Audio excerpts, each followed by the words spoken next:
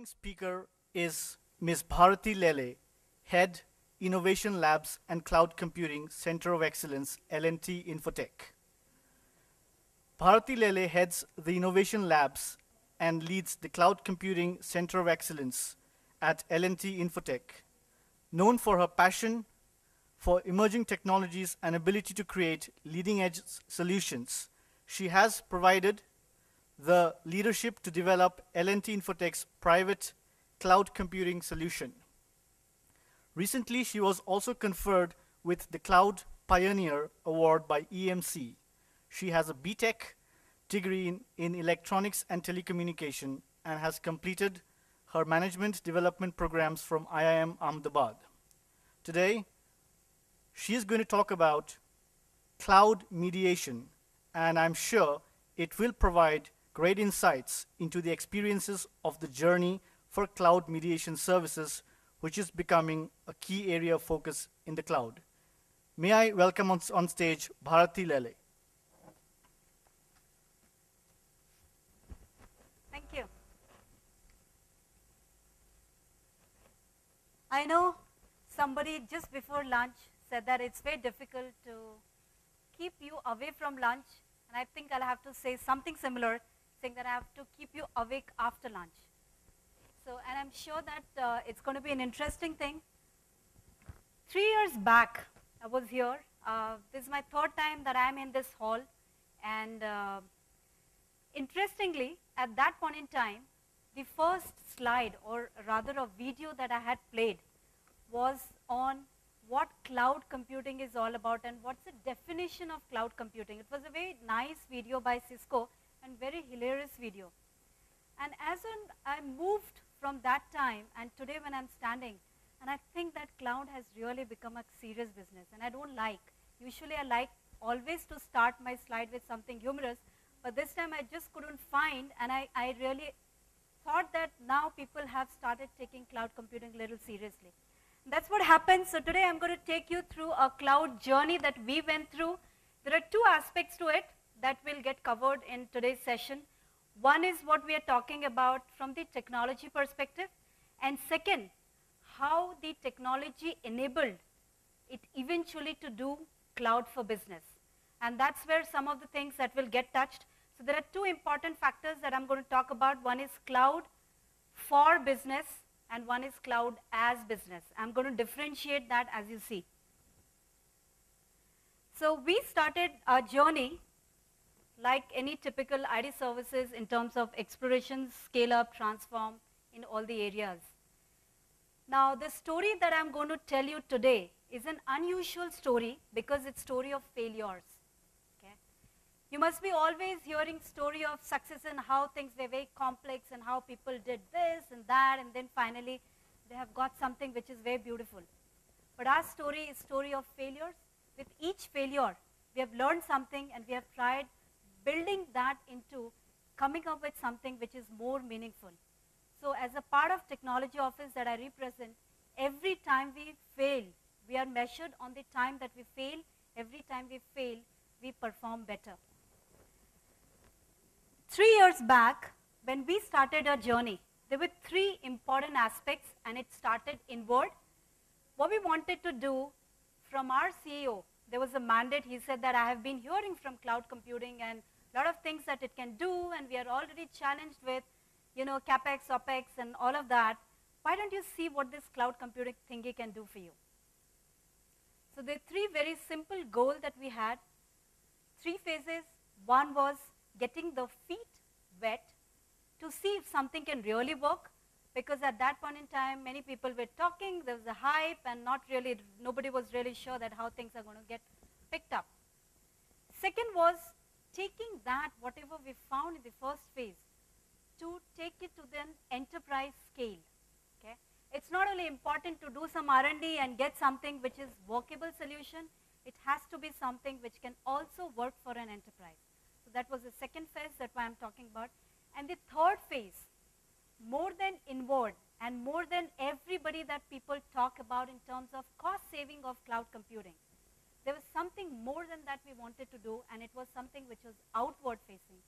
And it is the journey that I'm talking about where we are today, that is how it can transform business for you. So coming up with some different model, coming up something which can really do cloud as business. And that's the whole thing that I'm going to talk about, and that's the setting for that. You will appreciate and see out here that what we are doing is in terms of that each phase that I talked about, there was an enterprise architecture, and we have followed TOGAF for that, and we follow, and there are series of iteration in terms of following the architecture, because we feel if you build something which is robust and flexible, that is something which is going to take you through whatever new pieces that you would like to add. And that's where we, right from beginning, we're very clear. It's not some R&D we are doing, but we want to do something which is based on fundamental enterprise architecture. So there were business drivers, there were principles, architecture principles, there were stakeholder viewpoints and decisions. I will not be able to cover all of them, but very quickly I'll take you through this journey where you can see that phase one, and this will sound very, very similar to most of you who have gone through this journey yourself, that IT infra would really take a lot of time in bringing up the servers, and we were faced with the same thing. We being in IT services, there's always demand for a new computers, new servers that we want, whereas we already had servers, and the server utilization was as low as 20%. Okay? So from there, how did we really, I mean, there was really a need where somebody had to take that step and plunge and say that, yes, I have to do something to increase the productivity and not get into the server sprawl, which typically happens. One new project has come, I need a server, dedicated server, oh, low, and then somebody needs to give you. The redundant installations time and over again and again, all of that, and there was a strong governance needed in bringing this up. It's not only important for us to do only the provisioning, deprovisioning, which most people talk about, or having a virtualized bed. I understand that's the fundamental and one needs to go through that, but that's not enough. You need something which is more stronger. You need something which will help you really manage your business the way you are managing today. For people who have dedicated data centers, you need to have all of those governance in place, and that's why we said that this is what where are key drivers for phase one. We started very simple. First week we tried Amazon. Now please remember when I'm saying this, this is 3 years back. Some of these things will have a different implication today. So when I'm saying you have to go back at least for the phase one, 3 years back. Now we tried with Amazon, but within a week we had to give it up because that's where we saw that we were not wanting to have things on public cloud, and at that point in time Amazon did not have virtual private cloud offering. Okay? It's only recently 1.5 years back that they have come up with that. So the next step that we took was trying out a very simple piece in terms of eucalyptus. Everybody keeps hearing about that. And we also thought, like everybody else, that it will be very lot easier for us to take this eucalyptus, and there would be a seamless integration that we could do, and a provision and everything on Amazon. Okay, because fundamentally there are a lot of architecture behind whatever is there is very similar. So we tried, but it was a very simple two-tiered kind of a thing, where we use the Elastic Fox, which is a default UI given. Okay. And we tried some of this monitoring, some enablement services, but we found that there are a lot of problems. Again, go back 3 years when I'm saying that. So there was lack of adequate support for Windows. Today it has, and you will see that how Eucalyptus comes back with us. But at that point in time, and there was no persistent data, it couldn't handle that. You really had to, if the server would go down, then you've lost all the data that you have, for whatever reason, right? So that was a major issue. It didn't have support, or very limited support for VMware. At least in the freeware version, there wasn't any support. And in the commercial version, there was very limited support for VMware. The interoperability with EC2, Amazon, which we are talking about, had a lot of constraints. And it was difficult to change the UI that we are talking about. So obviously, we had to go forward in terms of trying a new piece. And whenever I'm saying trying a new piece, it again goes through all the TOGAF architecture principles and the entire iteration. Then we tried a little well-known Next, open source, which is called QRM. Not many people will know, but this was a little promising kid on the block because it was fundamentally a data center management tool, and they started venturing into cloud computing, and they were adding a lot of pieces out there. So there were some positives, but there was something which we still had to take care of. So positive in terms of the end user experience, fundamentally we could change things, we could do things on our own, and it wasn't like, like Elasticfox where you don't have control over it. So a lot of things we could add of our own. It was able to support multiple operating systems, including Windows. It was able to support multiple locations. Now, one fundamental thing I have to tell you out here is that our cloud, which we call our private cloud, is a little different than most people will perceive, because generally we only think of cloud as a centralized solution, okay? Whereas we have 6 data centers, and what we had to do, it was very difficult for us to have one common data center and a common cloud solution from the mindset that we think. The reason being very simple.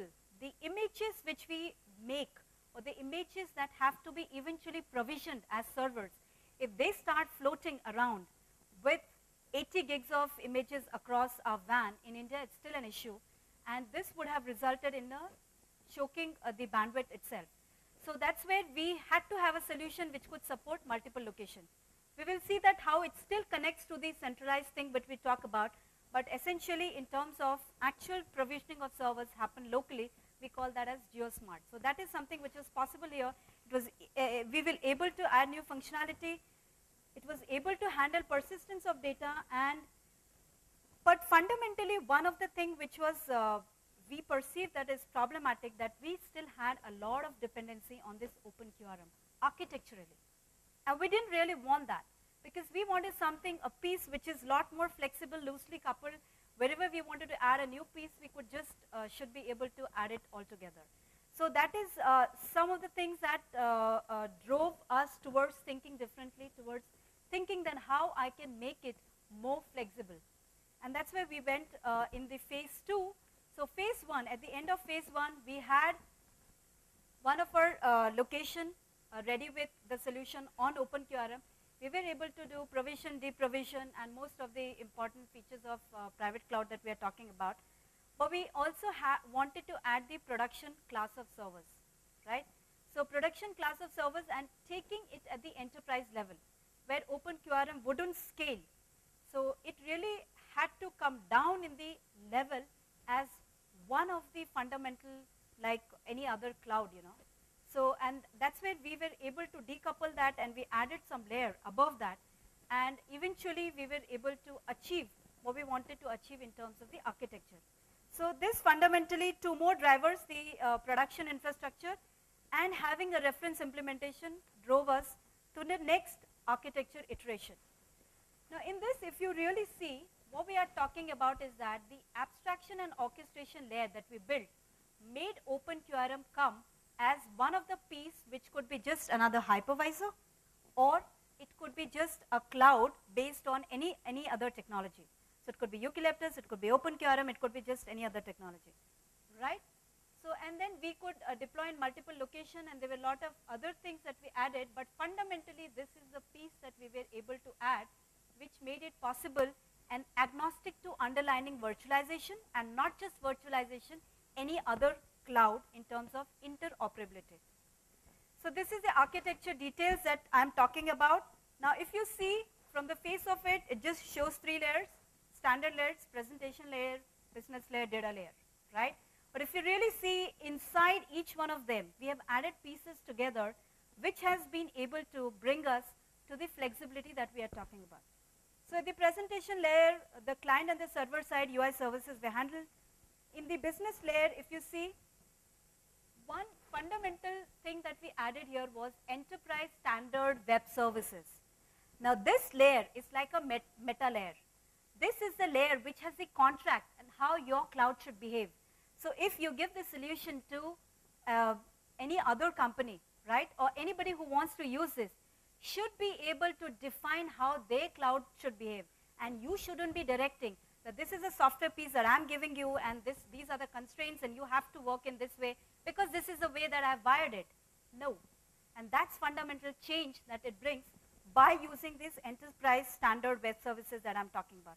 Now, we really also didn't want to do a lot of hard coding and hard wiring, and that's why we had this layer of workflow and orchestration, which took care of, in terms of adding any workflow, removing any workflow, whatever you wanted to do, was very easily done. And then the layer of enterprise service bus, which would orchestrate the web services from top layer, whatever services was there, and also fundamentally using those services and orchestrating that in a asynchronous or synchronous manner using the service repository. Now, what's the service repository that we are talking out here? So we have something called business rule engine. So fundamentally, each company, whoever wants to use this, should be able to define what is their rule, how they would like to meter. You can't say that I give you a metering which is based on postpaid or prepaid, or this is the way you have to do. So they will define how they want to do their business. Okay? So that's business rule that gets defined. Data services is nothing but the catalog of services. Now, when I talk about everything is service for me, right? In Unix, you know, everything is a process, right? Out here, everything is service. Whatever that you want is a service. So if you want infrastructure, it's a service. If you want business applications, it's a service. If you want platform, it's a service. Whatever comes to your mind is a service. How do I achieve that? So data services is the data part of that catalog, the images. Click, click, I select that and I say that from this time to this time, give me a provisional server. Those are the images that we are talking about. It could be operating system, it could be database, it could be SAP, it could be just about anything that you can think of, which is possible fundamentally by the company in terms of the license that they give you to do that. Oracle doesn't, so that's why I'm being cautioned here and telling you. For most of them who are okay with having this virtualized in a virtualized environment, you can possibly go there and you can provision that. Now this beautiful piece that I'm talking about, Cloud Platform Adapter Services, this is the piece which has made it fundamentally possible to be able to connect to anything and everything that you want. Tomorrow, instead of VMware, Hyper-V, Xen, KVM, if some new kid comes on the block and it says that, you know, and we see that market is really very impressed by that, we don't have to do anything. All we have to do is to build another adapter for this new kid, right? So we aren't changing things out here at all. We are doing only things out here, and there's one more adapter for one more thing which comes here. And that's how it's been possible for us to also be able to connect to other and different type of clouds, which we will see. And this, of course, is essential external system adapter, your own SAP, if you have, and you want to connect to something else externally, you should be able to do that. So this is fundamentally so flexible as we talk about that tomorrow, if the customer has something which they already have, say for example, they have BMC software, right? Now I can't say that just throw BMC and, you know, because mine is a very beautiful piece and it's agnostic to this, that, whatever, whatever, you need to take that. You don't have to take that. What you could do is that you can continue using your BMC. However, the flexibility that we give you here, say for example, this is just an example I'm saying, if you don't have, say, adapter for managing Hyper-V through BMC, what you could do fundamentally is that have your BMC, let this piece of software sit on top of that, and you can still use the adapter which is there and connect and leverage all of that you want your Hyper-V to behave. If you still don't want to do that, and you want to have it at the API level, where you directly want to invoke some of the APIs, that is possible using this. So this is in complete web services way. It is completely API oriented. You can simply use the way you want, and that's the flexibility that I'm talking about.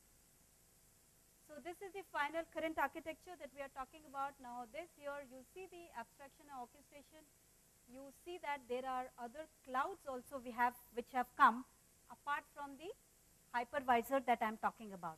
So this today can connect to Eucalyptus, can connect to Amazon, and directly from the same piece of software, the tool management kit that I'm talking about, you can provision seamlessly on Amazon, or you have full control through the same portal that I'm talking about.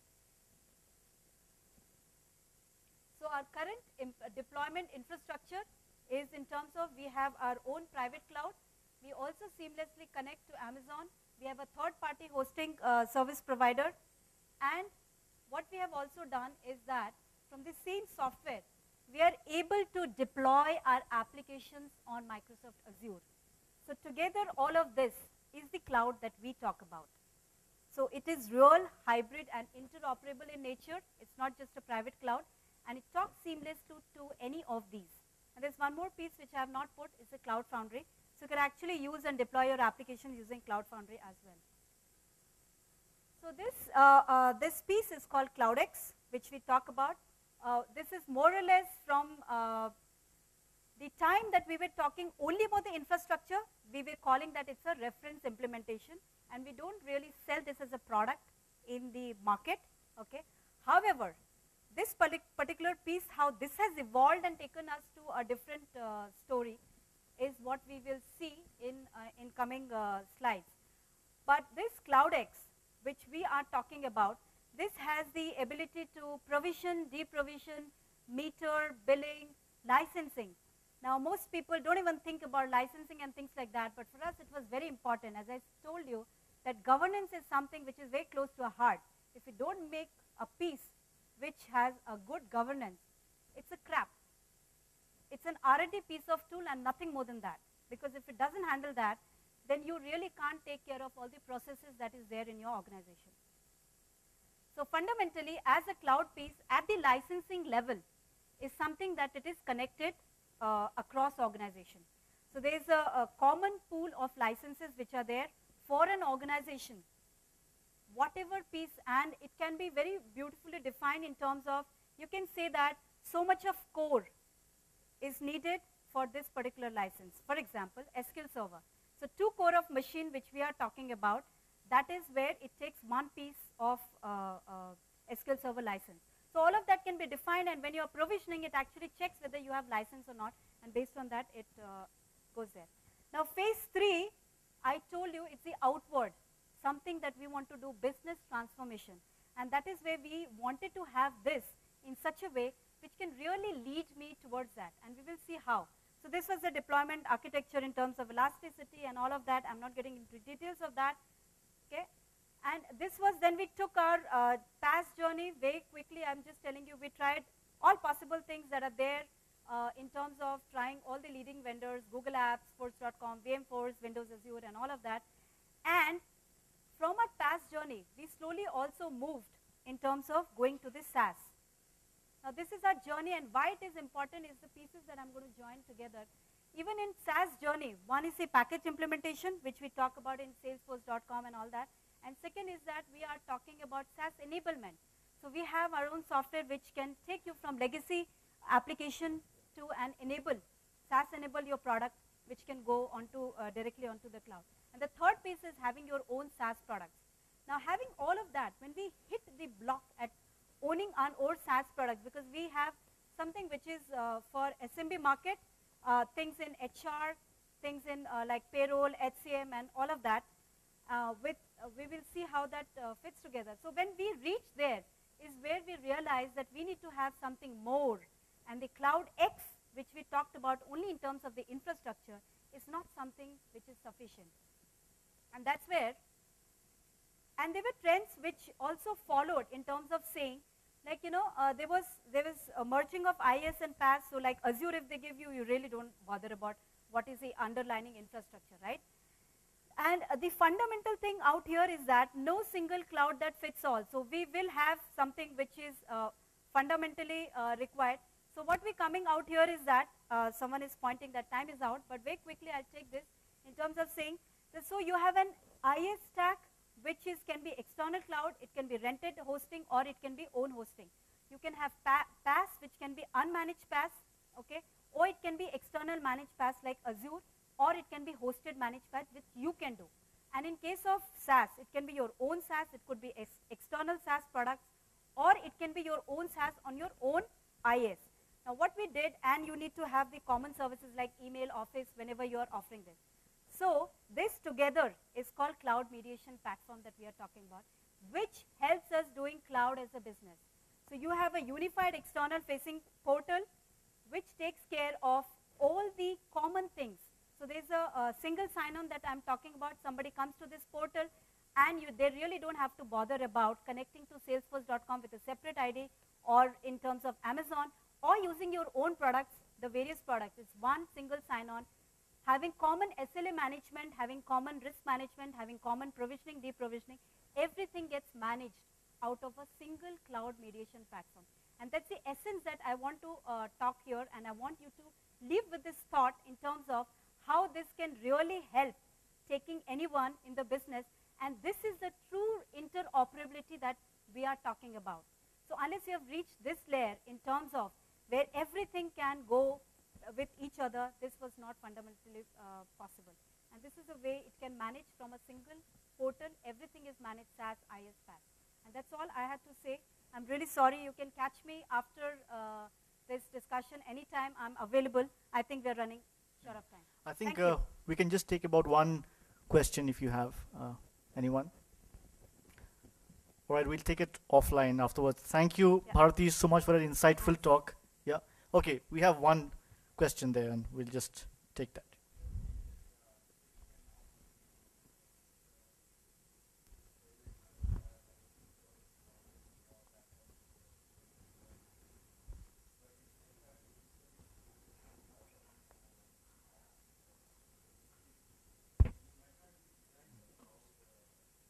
Then it's not SaaS.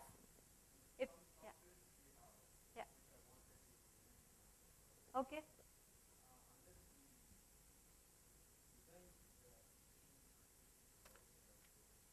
Right. I'll also tell you, but fundamentally I'll just tell you in just a liner. There are ways by which you can exhibit those properties of SaaS in terms of multi-tenancy, in terms of having it to be metered. So if you really want to take your current legacy application and make it SaaS enabled, you can do that. And we do that. In and out from our legacy application, we have made which is SaaS enabled. But fundamentally, your SaaS product can be only the ones which will make business sense for you. Otherwise, just taking any application as a cloud application doesn't make any sense. So only when it makes business sense, you should take that. Thank you. Thank you so much. We'd just like to offer you a small token of our appreciation, please.